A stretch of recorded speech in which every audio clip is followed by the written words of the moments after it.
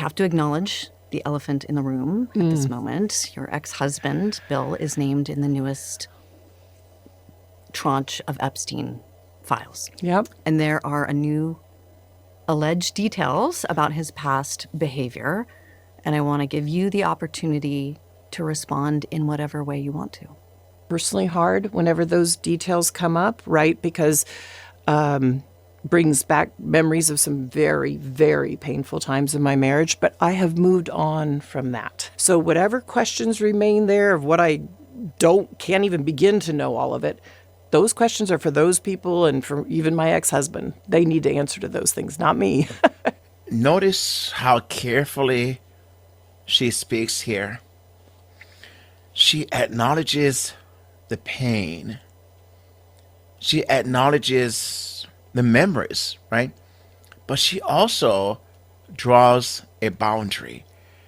There's something about this that I applaud, and that is she rescued what was left of herself, did not allow herself to be so lost in the relationship, losing herself, that she didn't have anything left within her.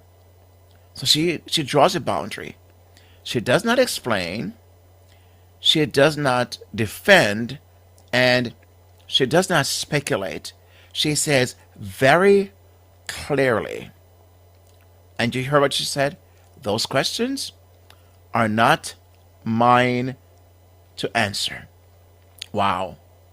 That's a very, speaking from a place of strength and confidence, and to find that within herself to say what she just said.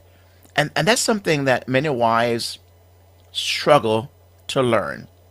In my work as a licensed marriage and family therapist and a relationship coach for over 2 decades, I have seen this pattern where a wife tries to take on a responsibility that's not hers. God didn't intend it for her to do, but she feels an obligation. See, this is where I think what I've seen and heard, many wives, they struggle with this, a moment like this. When something painful happens in a marriage, we often feel responsible to explain it, to carry it, to try to make sense of it for everyone else. We feel that's our responsibility. Our responsibility? Yes.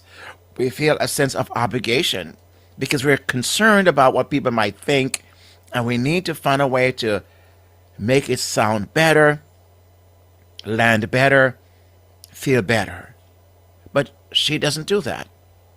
She names the pain, and look what else she did. She releases the responsibility. She said, "That's not mine. That's not on me." My ex-husband, and she never even mentioned his name.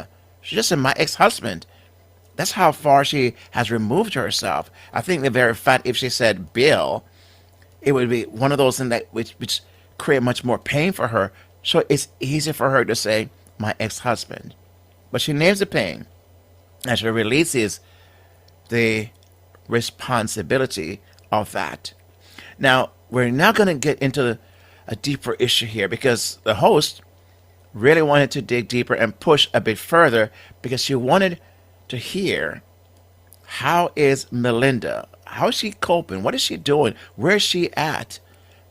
As a matter of fact, the Bible says, cast all your cares, your anxieties, your pain upon the Lord because he cares. His burden is light. His yoke is easy. God is able and willing to help you to navigate this. But I've also written a free PDF, a free guide that if you're interested in, it's called 7 Simple Conversations to Rebuild Closeness.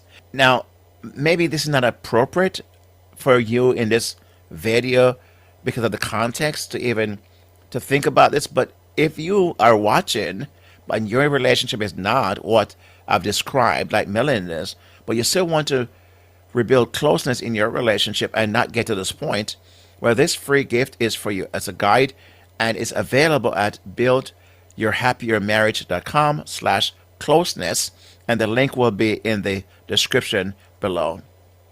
And even if rebuilding closeness isn't your season right now, these conversations can help you speak with clarity and self respect. So here's a question I'd like you to reflect on and answer in the comments if you feel able.